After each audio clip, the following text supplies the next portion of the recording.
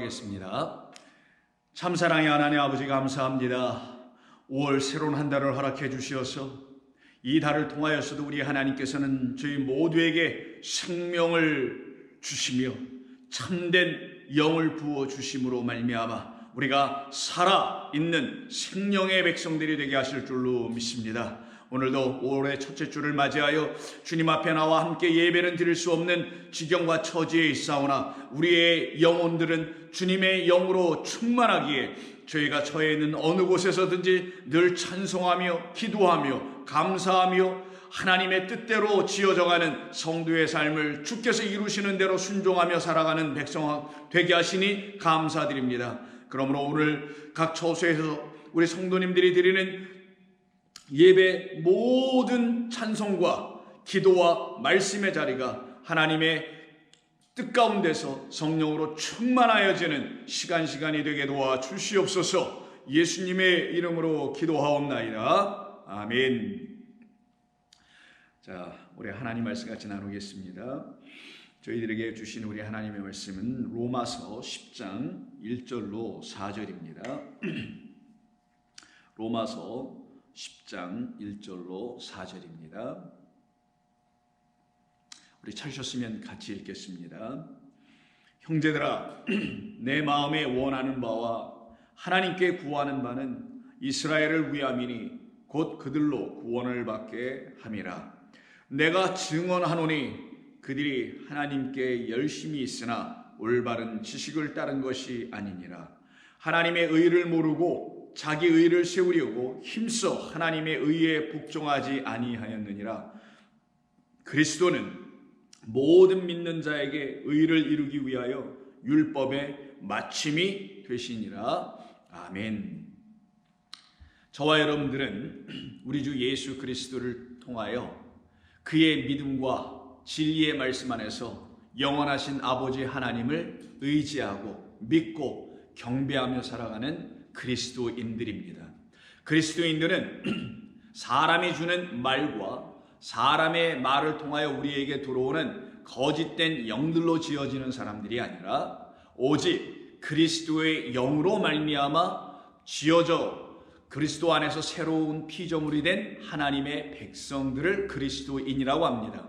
그러면 교회를 세우신 우리 아버지 하나님의 뜻은 그리스도 우리 예수님의 그 십자가의 보혈로 말미암아 세워진 이 교회는 참된 진리의 기둥의 터 위에 세워진 것이기에 우리의 안에 들어온 하나님의 영은 진리의 영인 것이며 진리의 영은 우리 그리스도 예수님을 통하여 우리에게 부어주신 하나님의 말씀인 율법이 은혜와 진리라는 말씀으로 다시 들려지게 될 때 그때 우리는 그것이 곧 하나님의 뜻이었구나. 하나님의 말씀의 본인은 바로 우리에게 그와 같은 진리를 주시려고 하신 것이었구나라는 걸 깨달을 때 그들에게는 그리스도의 영이 충만하여지기 시작합니다. 그리스도의 영은 하나님의 말씀을 말하는데 그 하나님의 말씀은 오직 그리스도를 통하여만이 들려질 때에 우리는 그 말씀을 영으로 생명으로 갖게 됩니다. 그래서 그들은 하나님의 영을 가진 자, 그래서 생명을 얻은 자, 그러므로 살아난 자, 그래서 그들에게 있어서 하나님은 산자의 하나님이 되셔서 죽은 자들로부터 예배받는 것이 아니요 살아난 주의 백성들로 말미암아 우리 하나님은 경배받으시고 찬양받으시기에 합당하신 것입니다. 그때 우리 하나님께 예배드리는 찬송드리는 경배하는 성도들의 예배가 합당해지려면 그런 합당한 예배를 우리 하나님께서 받으시려면 우리로 하여금 우리 안에 하나님의 영과 진리가 충만해져야 하는 것입니다. 그러므로 우리 예수 믿는 사람들은 사람의 말로 인하여 갖게 된 일종의 지식에 멈춰서 그것으로 하나님을 믿고 의지하고 신앙하는 것이 아니라 사람으로 말미암은 것이 아닌 오직 하나님으로 말미암은 성령으로 말미암아 갖게 된 깨달음을 통하여 우리는 하나님을 온전히 경배하며 예배할 수 있는 거룩한 주의 나라의 백성이 되게 되는 것입니다. 그래서 시작은 지식을 가지고 알을 가지고 시작하는 것 같으나 그것이 전부가 아니요 또 그것이 또 끝도 아니며 그것은 우리를 온전히 그리스도 예수 안에서 새롭게 지어내시는 완성도 아닙니다. 우리는 오직 성령으로 말미암아 깨달아 알아야 하는 것입니다. 그래서 오늘 본문에서 바울은 나의 동족 이스라엘인들을 향하여서 내가 정말 원하고 빌고 또 바라는 마음은 그들 모두가 구원을 받기를 원한다고 합니다. 그럼 이 구원은 어디로부터 오며 어떻게 오는 것이며 어떻게 그 구원이 이스라엘 백성들이라는 혹은 이 온 세상의 인류를 향하여 어떻게 이루어지며 나타나게 되는 것인가? 사람으로 말미암는 것이 아니라 하나님으로 말미암을 때만이 구원은 이루어지며 역사되며 완성되어 우리에게 하나님의 귀하고 귀한 선물로 주어지게 되는 것입니다. 그런데 지금 이스라엘 사람들, 바울에게 있어서는 같은 유대인으로서 히브리인으로서 바리새파의 한 사람으로서 베냐민 지파의 사람으로서 같은 동족들을 향한 안타까움이 무엇이었냐면 나도 한때 당신들처럼 사람이 가르쳐준 말만 가지고 그것이 하나님을 알게 하는 지식의 전부인 줄 알고 그것을 붙들고 그것에 의지하여 그 사람 지식과 사람 말에 의지하여 열심을 다하여 하나님을 섬기고 예배하고 찬송하고 그들이 시키는 모든 대로 나는 따라 최선을 다하여 살아왔습니다. 더 나아가서 그것이 나는 하나님 앞에 하나님이 원하시는 의의 삶을 이루어내는 것인 줄만 또한 알았습니다. 그래서 나는 점도 흠이 없는 그런 삶을 유대 율법에 하나님의 말씀에 근거하여 나는 살아냈다고 스스로 자부했으며 또한 그렇게 유대인들에게 인정을 받은 사람이기도 하였습니다. 그러나 내가 예수 그리스도를 다메섹에서 만난 이후에 나를 인도하시고 나를 평생 동안 주장하시고 나의 주인 되시고 머리 되신 그리스도 예수의 영 곧 성령으로 인도함을 받아 성령이 가르쳐 주신 그래서 깨닫게 됐던 그 말씀을 통하여 다시 하나님을 위로 향하여 바라보니 그 하나님의 열심이 아니고서는 그 하나님의 일하심과 수고하심과 열정이 아니었으면 그 하나님께서 나를 향하신 사랑이라는 나만을 사랑하시는 그 질투하심이 있지 아니하고서는 나는 그의 손에 의해서 건져질 수 있는 자가 아니었었습니다.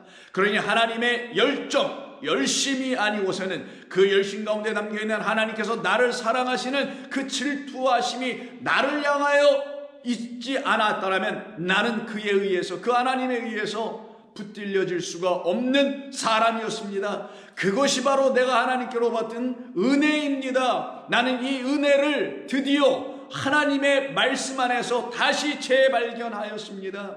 내가 발견했던 은혜는 나 같은 사람을 육적인 이 세상에서 그래도 살아가게 하시고 그래도 어떤 어려움과 어떤 난곡한 어떤 문제들이 있을 때마다 그 고비고비를 넘게 하신 그런 하나님의 은혜만을 나는 생각하며 그 은혜를 나는 또한 받았다라고 하나님의 은혜를 그렇게 그런 차원에서만 이해하고 살았던, 그래서 내가 그 하나님께 감사하여 충성을 다하고 그래서 내가 사람의 열심을 다하여 그 하나님을 예배하고 섬겼었습니다. 그런데 나는 그것이 은혜의 전부인 줄 알았더니만 나는 그리스도 예수로 말미암아 그의 말씀을 통하여 다시 하나님 주신 율법을 들여다보니 그가 옳았습니다. 십자가에 달려 죽임당하셨지만 부활하신 그가 맞았습니다. 그가 하신 말씀은 진리였습니다. 그가 하신 말씀은 믿을만한 말씀, 믿음이 되어 내 안으로 들어오게 됐습니다.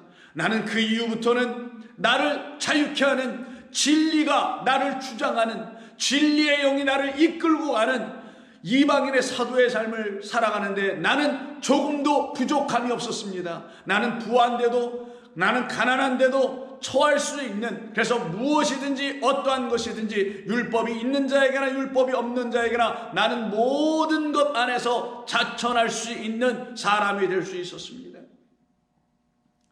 자족할 수 있는 사람이 될 수 있었습니다. 이것이 지금 바울의 변화 아니었습니까? 이것은 곧 바울에게만 있는 유일한 변화가 아니잖아요. 그애라는 사람에게만 있는 변화가 아니지 않습니까? 이거는 모든 사람에게 나타나야 할 하나님의 일하심, 하나님의 열심, 여호와의 열정으로 인하여 이루어진 일 아니겠느냐고요. 근데 이와 같은 일이 사람이 할 수 있는 거냐고요. 이와 같이 바울을 변화시키고 베드로를 하나님의 사람을 낚는 업으로 만들어 내시는 그런 일을 사람이 만들 수 있었냐고요. 못했습니다. 불가능합니다. 있을 수 없습니다. 오직 성령으로 인도하여 하나님의 열정에 사로잡혀 성령이 이끄시는 삶을 살아내게 될 때야만이 우리 모두는 이와 같이 변화여질 수 있게 됐던 것입니다. 그때 성도는 사람이 가르쳐준 열심의 삶에서 끝이 나고 여호와의 하나님의 열심으로 말미암아 끌려가는 새로운 차원의 열심으로 살아가게 됩니다. 여러분들께서 이 세상을 살아가실 때는 열심히 살아가시지 않습니까? 그는 마땅히 맞은 것입니다. 육적인 삶을 살아내려면 열심히 살지 않고서는 그 삶을 이뤄낼 수 없게 되어 있습니다. 하나님은 우리에게 당신의 열심과 당신의 열심으로 이루어야 될 영적인 삶, 우리를 영적인 백성, 우리를 영이 되게 하는 일, 우리를 엘로힘 신이 되게 하는 일을 가르쳐 주시려고 우리에게 먼저 육을 주셔서, 육으로 우리를 지으셔서 그 육을 통하여 열심을 다해 이루어 나가는 삶을 우리에게 가르쳐 주심으로, 그것이 그런데 전부가 아니란다. 너의 육 하나, 먼지 하나를 이루어가는 삶을 위해서도 너희가 열심을 다해야지. 근데 그때 열심은 너희들의 열심 아니었느냐? 그러나 너의 그 육이 나의 영에 들어옴으로 말미암아 끝이 일어나게 된 모든 내 백성들 안에서는 하나님의 영의 백성이 되기 위하여 내가 할 수 있는 것은 아무것도 없습니다라는 걸 알게 된 자들 안에는 내가 그들 안에 들어가서 나의 열심으로 그들을 내 백성 이루어낼 것이란다. 그러면 그때 너는 나의 영적 백성, 살아있는 백성, 생명 가진 백성이 되어 비로소 그때는 너는 육을 위하여 살아갔던 그 열심을 다 버리고 하늘을 향하여 살아가게 하며 하늘 백성으로 이 세상을 만들어갈 수 있는 그 열정으로 너는 살아가게 될 것이다. 너는 새로운 열심을 갖게 될 것이다. 그것은 사람으로 말미암은 것이 아니니라. 그래서 바울은 2절에서 이렇게 말합니다. 그들이 왜 구원을 받지 못하는가? 왜 하나님의 구원의 은혜 안으로 들어오지 못하는가? 바로 이 문제 때문이었다라고 그가 증언하기를, 그들이 하나님께 열심은 있었으나 올바른 지식을 따른 것이 아니기 때문이다 라고 말합니다. 하나님께 대한 열심이 잘못된 건 아니죠. 그런데 문제는 뭔가? 올바른 지식에 근거하지 못한 열심이었다라는 거예요. 그럼 이걸 뒤집어 보면은 하나님께서 주신 올바른 지식을 갖게 되면은 하나님을 향한 열심도 일어나게 될 거라는 거 아니겠어요? 그때 그 열심은 자기의 어떤 것을 이루는 열심이 아니요, 자기의 어떤 것을 구축하고 세워나가는 그런 열심이 아니요, 하나님의 뜻을 이루어가는 그 삶을 이루게 하는 열심을 내게 하게 될 것입니다. 그것이 무엇이었냐? 그렇게 일으켜낼 수 있는 게 무엇이었느냐? 올바른 지식이라고 말한 내용이었습니다. 근데 여기 올바른 지식이라고 우리말로 번역한 말은 사실 명확한 번역은 아닙니다. 첫째, 올바른이란 말은 없어요.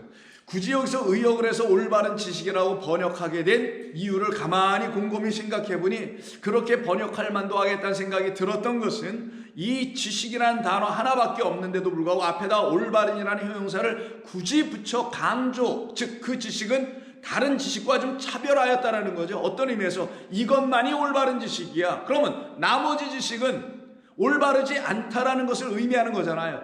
근데 이 지식이라는 말을 뭘로 쓴 거냐? 이때는 그노시스를 쓰지 않고, 그게 지식, 암 혹은 영지 이런 말로 번역할 수 있는 단어인데 그런 말로 쓰지 아니하고 바울은 여기서 에피그노시스라는 단어를 쓰게 되더라는 거예요.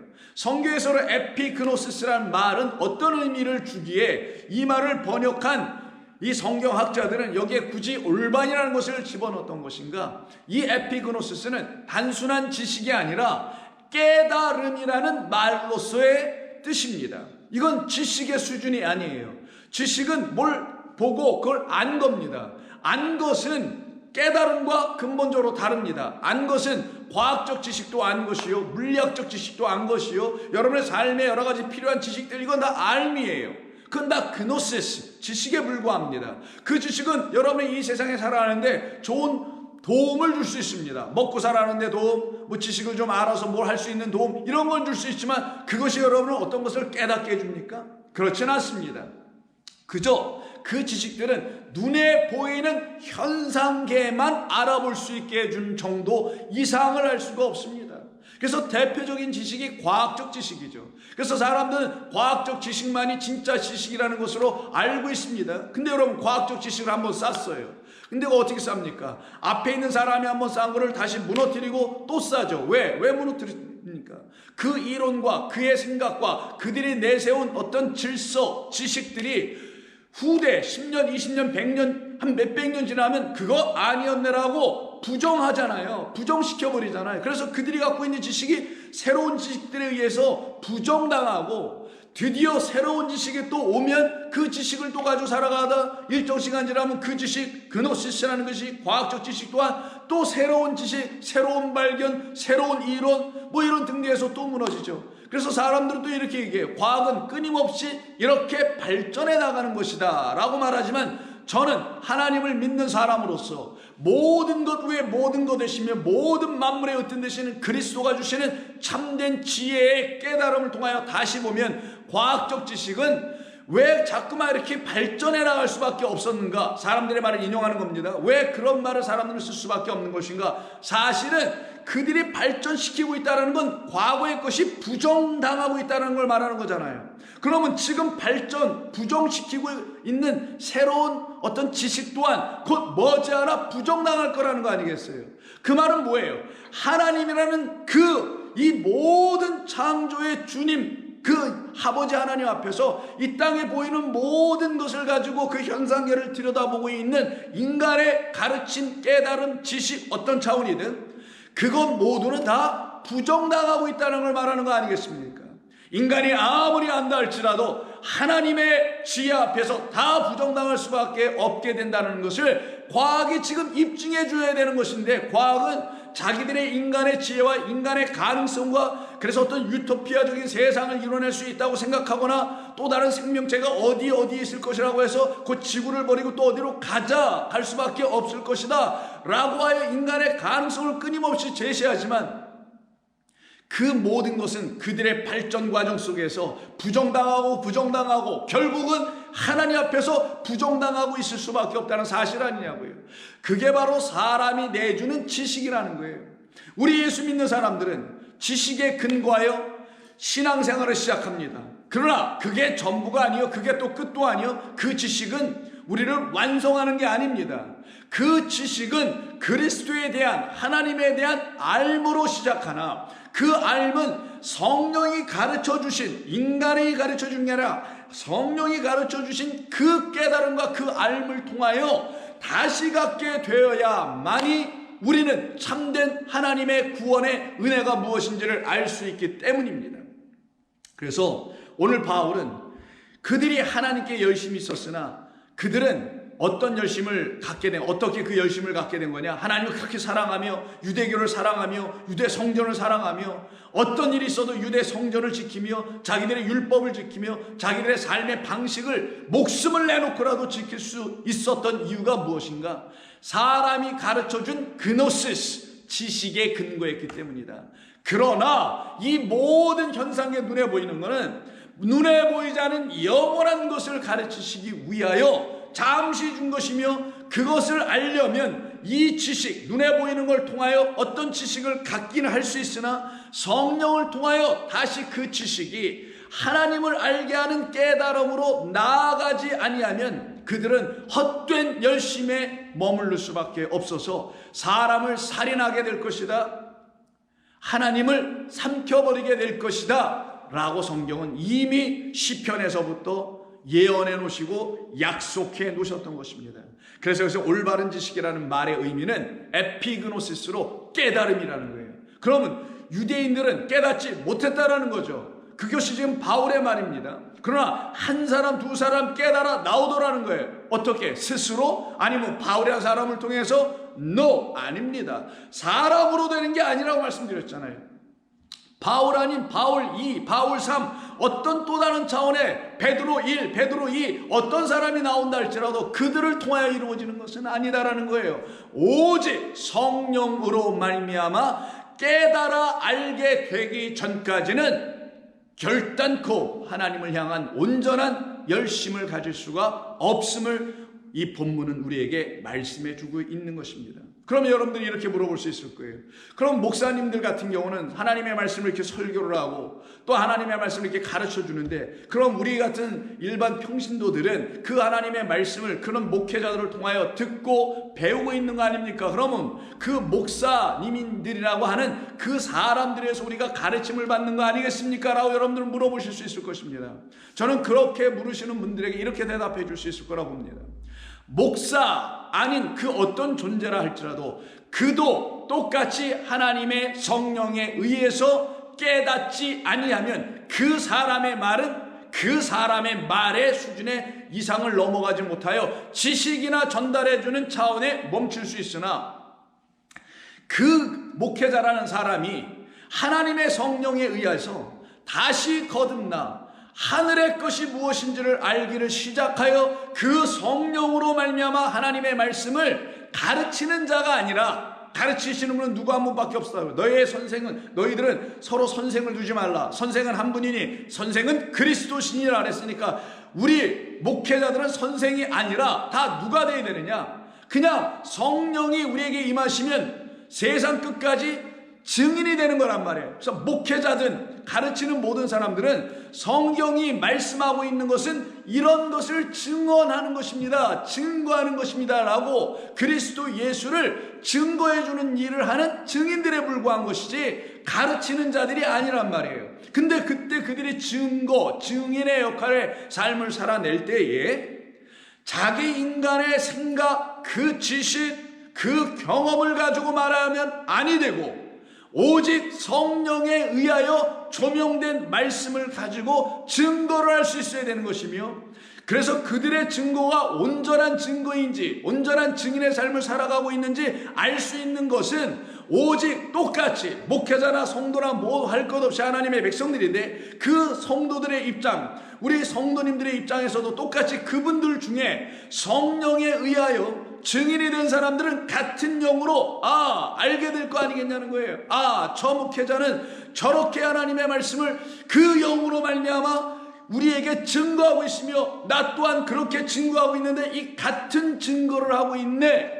같은 하나님의 말씀으로 예수의 증거, 즉 예수를 증거하고 있네 라고 서로 깨닫게 될 때에 그들은 모두 증인의 삶을 그 역할을 할 뿐이지 어느 누구도 선생의 역할을 하는 것은 아니란 말이에요. 오직 선생은 그리스도는 영입니다. 인간 역사적 예수님을 말하는 게 아니라 영을 말하는 거예요. 기름 부음 받으신 분, 성령이라는 기름을 받고 이 땅에 오신 그리스도, 우리 안에 임하셔 계신 하나님의 영을 말하는 겁니다.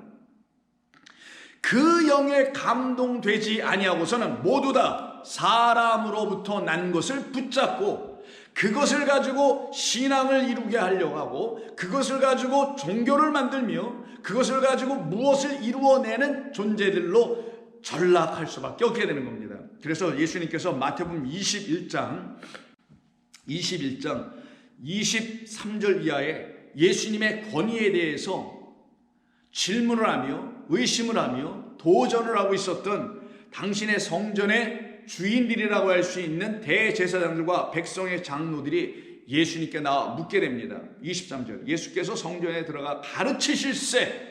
누가 가르치신다고요? 오직 가르치시는 분은 그리스도, 예수 그리스도 한 분밖에 없어요. 가르치실세 대제사장들과 백성의 장로들이 나와 이르되 내가 무슨 권위로 이런 일을 하느냐? 또 누가 이 권위를 주었느냐? 예수께서 대답하시되 나도 한 말을 너희에게 물으리니 너희가 대답하면 나도 무슨 권위로 이런 일을 하는지 이르리라. 다음과 같은 질문을 하시기를 요한의 세례가, 즉 세례 요한이 베푸는 요단강에서의 그 세례가 어디로부터 왔느냐? 하늘로부터냐? 아니면 사람으로부터냐? 그들이 서로 의논하여 이르되 만일 하늘로부터라고 하면 어찌하여 그를 믿지 아니하였느냐 할 것이라는 문제에 빠지게 되고, 만일 사람으로부터라 하면 모든 사람이 요한을 선지자로 여기니 그 모든 사람은 그 요한이 하나님으로부터 왔다고 믿는 것이니 그렇지 않다라고 말할 수도 없고 그렇다고 말할 수 없는, 이러지도 저러지도 못하는 상황의 질문을 이들이 받게 되었던 것입니다. 그리고 백성을 무섭다 하여 예수께 대답하여 그들이 내놓는 대답을 27절에서 보니 우리가 알지 못하노라. 이들이 뭐라고요? 우리는 알지 못하노라. 이 말을 꺼내네요. 이 말은 무슨 뜻이에요? 예수님께서 그들로 하여금 그 입으로 시인하고 고백하며 자백하게 하는 거잖아요. 너희들은 뭔가 안다고 하지. 근데 그 알았다는 그 기노시스, 그 지식이라는 게 너희들의 율법에 대한 열정만 갖고 있어서 그걸로 종교, 유대교나 만든 그런 것 이상의 것을 너희는 아는 바가 없잖아. 그래서 너희는 내가 지금 묻는 이 질문에 대해서도 너희들은 대답하지 못하지. 근데 너희들이 대답하지 못한 이유가 정말 진정 이 말의 뜻을 몰라서 대답을 못한 거냐? 아니면 너희가 구축해놓은 이 유대 종교와 이 세상 성전, 율법 성전이 너희들의 중심에 의해서 끌려가고 있는데 이걸 다 내려놔야 되는, 너희들이 붙잡고 있는 권위를 다 포기해야 되는 그 질문을 너희가 받았기 때문에 그것을 피하고 싶어서 너희들이 지금 알지 못한다고 변명하고 있는 것 아니냐? 그러나 너희들의 그 변명, 알지 못한다는 변명, 피해가려고 하는 이 변명 앞에서 너희들은 오히려 더 폭로당했다. 무엇이? 너희들은 무지한 자들이기에. 뭐에 대한 무지함? 하나님의 말씀에 대한 무지함, 하나님의 열심에 대한 무지함이 너희들에겐 없도다. 너희들에게 그 지식이 없어서 그 무지함만 있도다. 이걸 말하는 거예요. 우리가 알지 못하노라. 슬쩍 피하려고 하는 대답이 아니라 그들은 정말 알지 못하는 자들이라는 걸 우리 예수님이 드러내 알려주신 사건입니다. 그래서 그들에게는 권위가 없음을, 그 권위를 가질 수 없음을, 그 세례가 하나님께로부터 왔다는 사실을 아는 사람들만 그 권위는 하나님께 있도다. 그 권위를 하나님께로부터 받아 이 땅에 오신 분은 그리스도 예수 한 분밖에 없으며 그로 말미암아 하나님의 백성 되어 성령의 인도하심을 받은, 인치심을 받은 성도 한 사람 한 사람에도 하나님의 자녀가 되는 권위, 권세를, 엑수시아를 전부 다 주셔서 그들로 하여금 진리를 이 땅에, 그리스도를 이 땅에, 생명의 그리스도를 이 땅에 선포하는 증인의 삶을 살아내는 것이며, 그 말을 들은 사람들 중에 그럼 우리가 어찌하여 하오리까? 베드로가 사도행전에서 뭐라고 합니까? 회개하여 하나님을 믿으라. 회개하여. 그래서 요한의 세례는 요단강에서 회개시키는 세례. 회개하고 돌아오는 자들을 그럼 사람이 붙잡고 가르칠 수 있느냐? 아니 되옵시다. 오직 성령 그리스도 하나님께서 그들을 다시 가르치셔서 이제는 지식을 갖게 하는 것이 아니요 율법의 ABC를 배우는 것이 아니라 복음, 은혜와 진리의 ABC를 다시 배워나가는 사람들로 깨우쳐 주시는 것입니다. 그것이 저와 여러분들에게 있어야 될 일 아니겠습니까? 그러면 여러분들은 스스로 물어봐야 됩니다. 나는 그 하나님의 인도하심을 통하여 지금 깨달아가고 있는 그 믿음의 세계 속에 들어와 있는가? 아니면 이 현대교회라는 것, 현대교회라는 건 중세교회에서부터 시작되어 쌓여지고 종교개혁 해봤지만 또 쌓여져 제도화시키고 교과화시키고 율법화시키고 교리화시킨, 그래서 이런 것이라고 가르쳐 이걸 믿게 해버리는 그런 지식들에 근거한 믿음, 그런 지식들에 근거한 구원, 영생, 생명 얻었다고 하나요? 그것을 붙들고 그러니 당신은 구원받았지 않습니까? 그러니 당신은 영생 얻었지 않습니까? 그러니 여호와께 열심으로 섬기시고 충성을 다하시오 라고 가르치고 있는 이 현대교회 안에 우리도 함께 지금 들어와 있으니 우리 모두도 깨달아 알게 하는 말씀이 아니겠느냐고요. 우리 예수님이 나도 무슨 권위로 이런 일을 하는지 너희에게 이르지 아니하리라. 성령이 너희에게 가르쳐 주기 전까지는 너희들은 알 수 없다라는 거예요. 결국 무엇입니까? 사람으로부터 갖게 된 것이면 어떻게 된다라는 거예요? 자기 열심으로 말미암아 자기들이 구축한 권위에 빠져가지고 결국은 무지 속에 떨어지며 그 무지를 그들은 지식이라고 말했지만 하나님은 무지, 알지 못함, 결국은 깨닫지 못함, 이 자리에 머물러 있는 자들. 그러나 하늘로부터면 회개의 성령이 우리 가운데 임하셔서 우리를 아버지 앞으로 인도하게 하시며 그 아버지 앞에 부복하여 어찌하오리까? 내가 하나님을 아직 알지 못하니 어찌하오리까?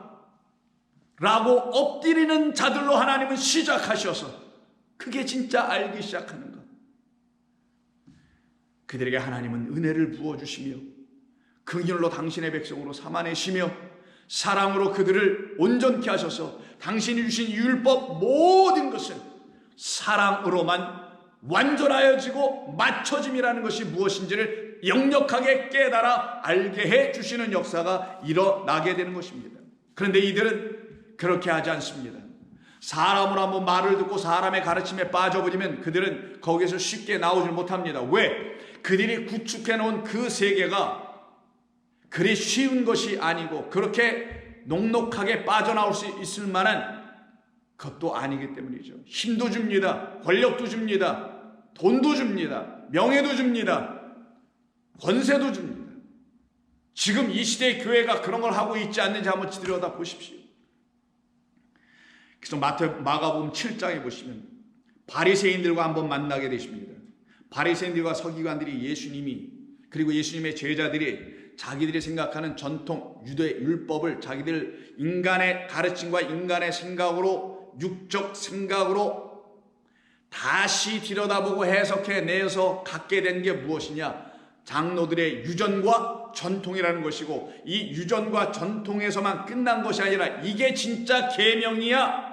이게 진짜 십계명이야. 그래 너희는 부모를 공경해. 너희는 살인하지 마. 이런 등등 이게 십계명이라고 그대로 줘버렸네요. 이 땅 사람의 삶으로 지켜내라고 내야 하는 것이라고 그대로 주면 그걸 무슨 계명을 한다고요? 그렇죠. 사람의 계명이라는 거예요. 율법 십계명은 하나님의 계명이요 하늘의 계명이란 말이에요. 근데 이걸 이 세상의 삶에서 적용하여 살아갈 수 있다, 살아가야 한다, 살아내야 한다 라고 가르치는 그 계명으로 이해하고 있었던 사람들을 장로들의 유전이요 전통에 빠져있는 자들이라고 하는데 그들을 누구라 하냐? 바리새인들과 서기관, 율법에 대한 열심을 갖고 있는 사람들이었죠. 이들에 대한 이야기가 7장 1절. 바리새인들과 또 서기관 중 몇이 예루살렘에 와서 예수께 모여 들었다가 그의 제자 중 몇 사람이 부정한 손, 곧 씻지 아니한 손, 이것이 그들에겐 부정한 손이었다라는 거예요. 씻지 않으면 부정했다라는 거예요. 물로 씻는 겁니다. 여러분 어디 가서 들에서 일하시고 밖에서 일하고 들어오시면 닦잖아요. 요즘 같은 코로나 바이러스 시대는 여러분 정말 더 잘 닦이지 않습니까? 그럼 이 손이 이게 부정한 겁니까? 성경에서 말하는 부정한 손의 의미가 뭡니까? 좋은 게 성도님들이라면 여러분들이 알고 있는 그 부정한 손이 뭐예요? 오른손이 하는 것 왼손이 모르게 한다고 할 때 부정한 손은 오른손이겠어요? 왼손이겠어요? 왼손이죠. 왜 왼손이에요?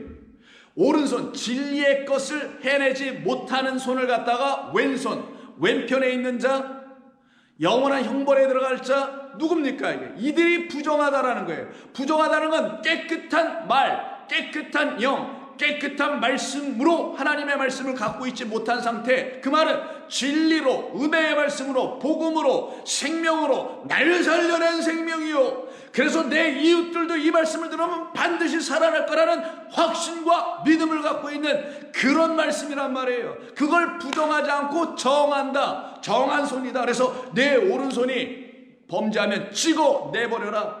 내 오른손이 범죄하면 빼어 내버려라. 그러면 어떻게 하시겠다는 거예요? 내가 다시 줄게. 그 말은 우리 뭐 이거 잘라내라는 겁니까? 뽑아내라는 겁니까? 그 눈과 그 손이 부정한 눈이요 부정한 손이라는 걸 말하는 거 아니겠습니까? 그럼 나는 부정하오니 그럼 어떻게 해요? 죄를 뒤집어 쓰고 티끌을 뒤집어 쓰고 어떻게 해야 됩니까? 회개해야죠. 그런 걸 회개라고 하는 거예요. 여러분들은 그런 회개를 할 수 있는 좋은 교회 성도님들이 되어야 합니다. 그런 회개가 일어나야만이 하나님의 말씀을 통하여 지식의 삶에 끝나지 않고 성령의 인도함을 받아 깨달음이라는 에피그노시스로 넘어가는 삶을 이루어낼 수 있게 되기 때문인 거예요. 그래서 이들은 부정한 손, 씻지 않으면 부정하다고 하는 율법에 근거하여 율법을 겉으로 읽어서 결국은 그렇게 살아가고 있는 자들, 결국은 위생시설, 위생적인 삶이나 추구하게 하는 이런 말 아니겠냐고요. 율법이 그런 걸 우리에게 요구했던 건가요? 아닙니다. 하나님은 우리에게 그런 말씀을 주신 적이 없습니다. 그래서 씻지 아니하면 이들은 부정하다라고 자기들이 스스로 율법을 곡해하고 그들은 곡했다고 생각하지 않았죠. 그렇게 이해해버린 거니까. 그게 사람의 이해. 하나님의 영이 없는 그 자체에서 들여다보면 전부 다 하나님의 말씀은 오해될 수밖에 없다는 사실 가르치는 내용이죠. 3절 바리새인들이 모든 유대인들은 장로들의 전통을 지키어 손을 잘 씻지 않고서는 음식을 먹지 아니하며 또 시장에서 돌아와서도 물을 뿌리지 아니하고서는 먹지 아니하며 그 외에도 여러 가지를 지키어 오는 것이 있으니 잔과 주발과 녹그릇을 씻음이로라. 이게 무슨 말이겠어요? 겉에 것만 화려하게 잘 반짝반짝 빛이 나게 씻어놓으나 그 안에는 보니까 썩은 시체가 놓여있는 것이다 라고 말씀하는 그 내용이죠. 참된 하나님의 말씀으로 깨닫지 못할 때 우리의 심령의 상태를 보여주는 겁니다. 이걸 외식이라고 하는 거예요. 겉과 속이 같지 않다는 거죠. 겉은 깨끗해 보이나 속은 더러워 보이는 거. 인간의 말의 도덕과 윤리적 측면을 말하는 게 아니라는 거 여러분 아실 겁니다. 만약 이걸 인간의 도덕과 윤리로 말하면 여러분들은 반드시 사람들 정죄합니다. 그는 자유한 백성이 아닙니다. 하나님의 의의 말씀, 하나님의 의가 여러분에게 나타나면 여러분들은 누구도 정죄할 수가 없습니다.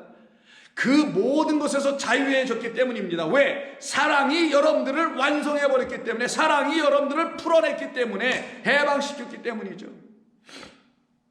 그래서 여러분들은 전통에도 매이지 않고 사람의 계명에도 들어갈 수가 없게 되는 삶으로 성령에서 끌려가게 되어 있는 것이에요. 그런데 이들은 지금 장로들의 전통을 끌고 붙들고 있는 것이죠. 5절 이에 바리새인들과 서기관들이 예수께 묻되 어찌하여 당신의 제자들은 장로들의 전통을 준행하지 아니하고 부정한 손으로 떡을 먹나이까?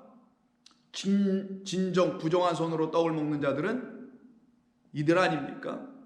의의 손, 진리의 손, 즉 하나님의 진리의 영으로 떡, 만나, 하나님의 말씀이라는 율법을 먹지 못하고 있는 자들은 이들이잖아요. 근데 이들은 손이나 씻고 발이나 씻고 얼굴이나 세수하고 해서 먹어야 되는 그런 떡으로만 생각하고 있었으니 부정한 손으로 떡을 먹나이까? 이르시되 이사야가 너희 외식하는 자들에게 대하여 잘 예언하였도다. 기록하였을 때 이 백성은 입술로는 나를 공경하되 마음은 내게서 멀도다. 사람의 계명으로 교훈을 삼아 가르치니 나를 헛되이 경배하는도다 하였느니라. 사람의 계명으로 갔다니까. 결국은요, 십계명을 말 그대로 사람의 계명으로 취했다니까요. 지금 이 기독교가 그렇게 하고 있지 않냐고요. 여러분, 십계명의 모든 내용을 사람의 계명으로 이해하고 있잖아요. 사람의 계명, 사람이 사는 건 이 세상, 땅의 것으로 이해하지 않냐고요. 이 땅의 삶의 법칙으로 이해하고 있지 않느냐고요. 땅의 삶에 사람들이 사는 이 세상의 규율로 이해하고 있지 않느냐고요. 그거는 이 세상 사람들이 하는 것이고 세상 종교를 하는 것이지, 어찌 하나님의 말씀이 이 땅에 이렇게 헛되이 떨어져서 사람의 것이나 이루게 하는 그런 것으로 주신 거겠냐고요. 하나님이라는 우리의 심령이라는 땅에 떨어져서 하늘 백성 삼으시려고 하신 것이지 땅에서 어떻게 해보라고 주신 것이 아닌데, 이들은 그거를 그렇게 써버리고 말았네. 그 상태를 갖다가 하나님의 계명을 사람의 계명으로 바꾼 자, 둔갑시킨 자, 이걸 절도요 강도라고 하는 거예요. 훔쳐다가, 하나님의 것을 훔쳐다가 사람의 것으로 취하여 말고 있는 상태. 사람의 계명으로 교훈을 삼아 사람을 가르치니 나를 결국 어떻게 해요? 헛되이 경배하도다. 경배가 뭐예요? 예배는 어떻게 합니까? 열정과 열심을 다해야 하잖아요. 유대인들이 지금 하나님이 주시는 말씀을 통하여 올바른 지식이라는 그 깨달음, 에피그노시스를 가져야 되는데 그러지 못하고 하나님께 대한 열심만 있었다. 그 열심이 경배, 예배, 찬송, 숭배 이런 등등만 하고 있다라는 거, 그 자체를 뭐라고 한다고요? 헛되다. 헛되고 헛되다라는 걸 알지 못하면 정말 헛되나, 내가 하고 있는 모든 일들이 하나님의 말씀, 즉 성령의 인도함을 통하여 깨닫기 이전의 모든 것은 헛된 것이라는 걸 알면 그는 더 이상 헛된 일을 해내지 못하지 않겠습니까? 그러면서 하시는 말씀이, 너희가 8절 하나님의 계명은 버리고 사람의 전통을 지켜내기 위해서 하나님의 계명을 무슨 계명으로 바꿨다고요? 사람의 계명으로 바꿔버렸구나. 너희들이 생각하는 전통, 그것이 너희들에게 권위지, 그것이 너희들에게 권력도 주지, 권세도 부리게 하지. 그 권세를 부리고 권력을 지키기 위해서 너희들은 겉으로 외식하며 우리는 이만큼 잘해내고 있다 라고 하여 본이 되려고 애를 쓰고 있지. 그래서 그것에 따라오지 못하는 자들은 너희들 앞에서 쩔쩔매게 만들고 있지. 그래서 우리는 어쩌면 어떻게 하면 저렇게 거룩하게 살 수 있을까라고 너희들 밑에 있는 내 백성들을 그렇게 호도하며 살고 있지. 그렇게 너희들이 지키고 너희들이 구축해놓은 너희들의 세상, 그 성전, 그 종교, 너희들의 그 짭짤한 그 이 세상의 맛을 내주는 그곳을 지켜내려고 너희들은 내가 준 계명을 사람들에게 너희들의 계명, 인간의 계명으로 바꿔줬던 거 아니냐? 무엇을 목적하여? 무엇을 위하여? 너희들의 그 전통을 지켜내려고. 하나님의 의의 말씀을 지켜내게 하는 것이 아닌 그 하나님의 의가 우리에게 나타나게 해야 되는데 너희들의 전통을 지키기 위해서 하나님의 계명을 사람의 계명의 수준으로 떨어뜨렸으니 그들이 할 수 있는 게 무엇이었겠느냐? 그 말씀을, 그 율법을 붙들고 우리가 하나님 앞에 의로워질 수 있어요 라고 플랜카드 들고 내 백성들을 길거리로 뛰어나가게 만들고 있었던 것 아니냐라고 말씀하시는 겁니다.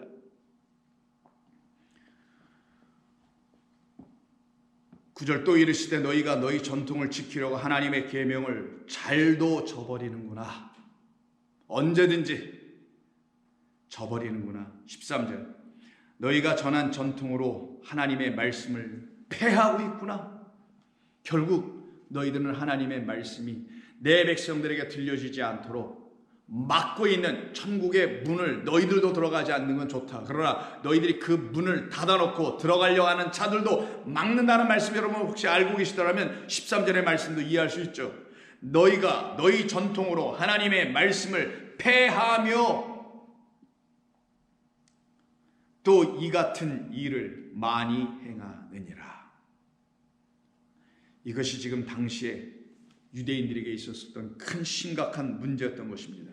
그러면서 제자들에게 따로 이렇게 말씀하십니다. 무리를 다시 불러 이르시되, 바리새인과 서기관들에게 말씀하지 않고요. 이건 바리새인들이 들어야 될 말이었고 당신을 따라오는 무리들, 그 제자들을 향하여 말씀하십니다. 너희 잘 들었느냐? 라고 나는 너희에게 다시 말하노라는 것이에요. 이제 너희는 들어라는 것이죠. 무엇을? 너희는 다 내 말을 듣고 깨달으라 라고 말씀하십니다. 에피그노시스에 이제는 이 말을 듣고 깨달으라.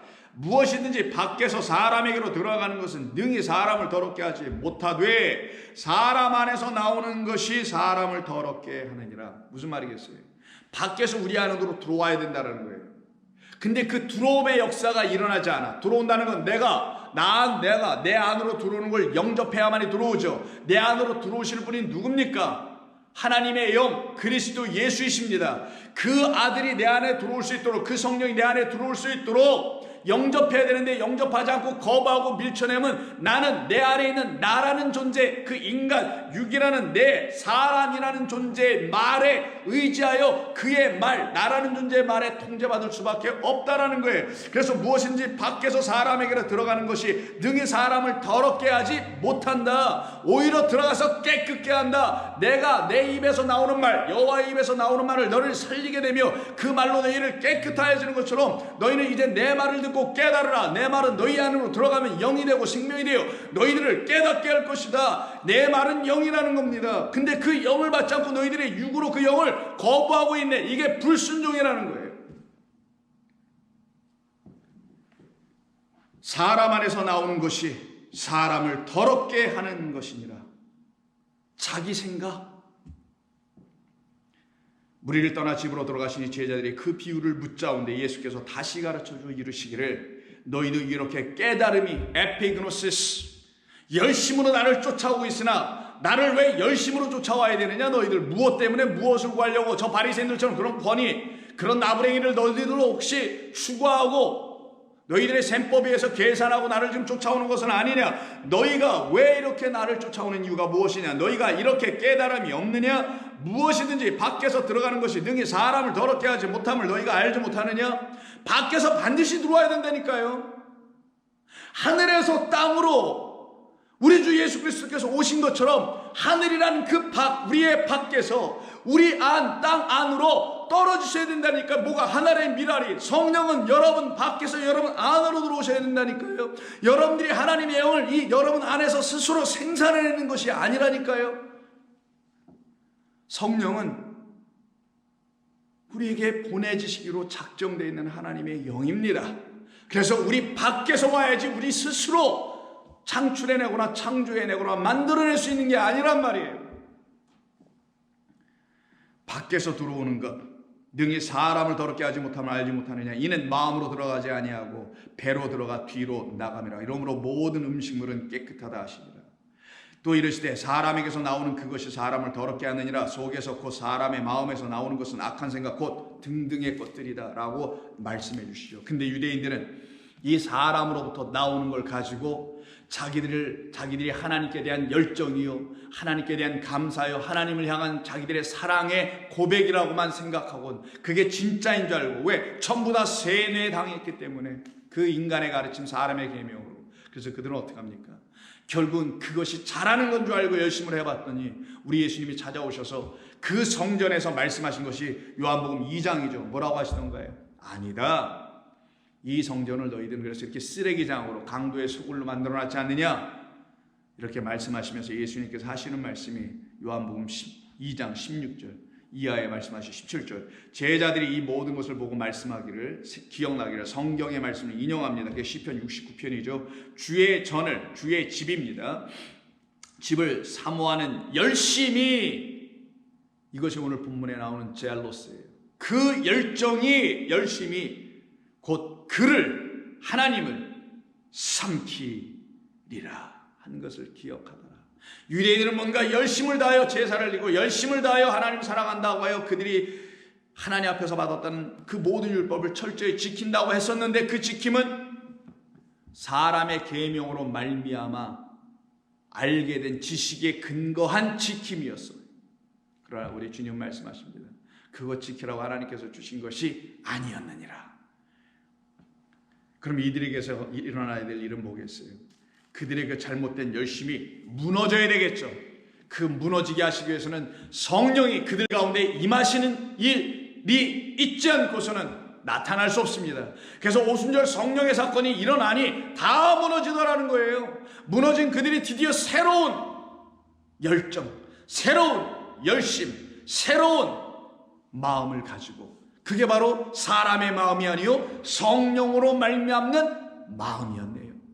사람의 생각은 이런 것이지만 영의 생각은 그와 같지 않죠. 그래서 사람의 생각을 다 버리고 육신의 생각을 다 버립니다. 왜? 그것의 끝은 죄와 허물로 말미암아 이미 죽어있는 우리, 사망당하고 있는 이 우리가 도대체 누구인가? 사람 생각에 근거하여 갖게 된 것들, 그걸 죄와 허물이라는 거예요.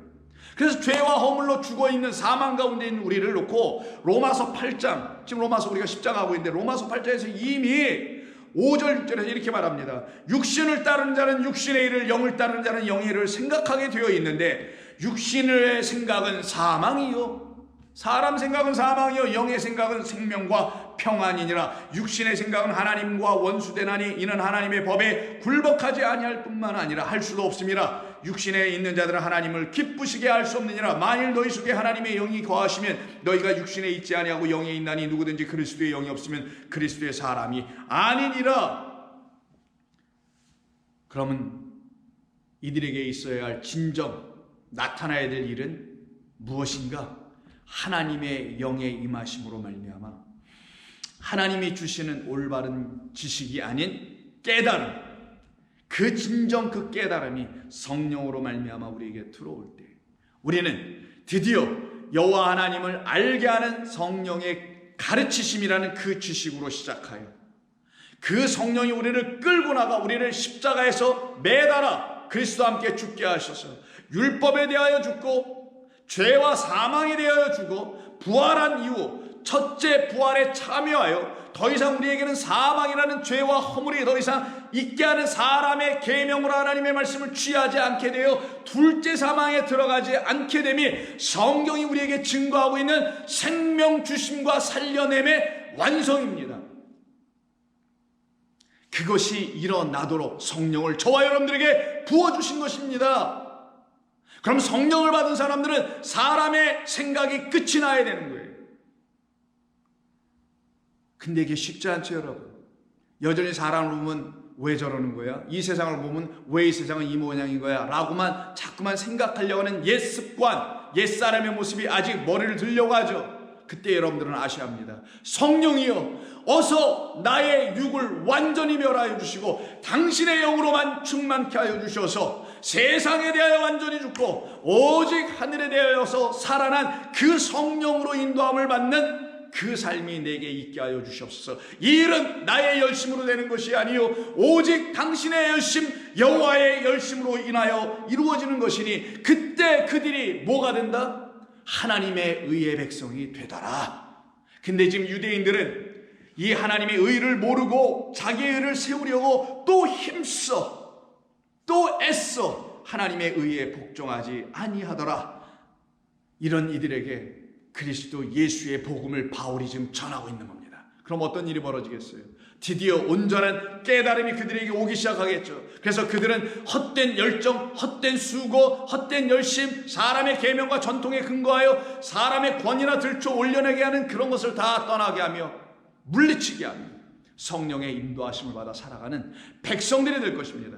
그런 일들은 어떻게 우리 가운데서 역사되며 나타나게 되는 것인지는 다음 주에 한 번 더 증거하기로 하고 오늘의 말씀 여기서 마칩니다. 기도합니다. 하나님 고맙습니다. 오늘도 저희들에게 주신 생명의 말씀을 이제는 우리가 온전히 들었사오니 이 말씀을 성령으로 말미암아 다시 깨달아 알기를 소망하는 모든 성도들로 하여금 이 말씀을 다시 듣고 또 귀를 기울여 성령으로 말미암아 거듭나는 역사가 일어나게 도와 주시어서 이제는 여호와의 열심이 아니고서는 나는 살 길이 없음을 철저히 알아 그 앞에 엎드리는 자들 되게 하여 주시옵소서. 예수님의 이름으로 기도하옵나이다. 아멘.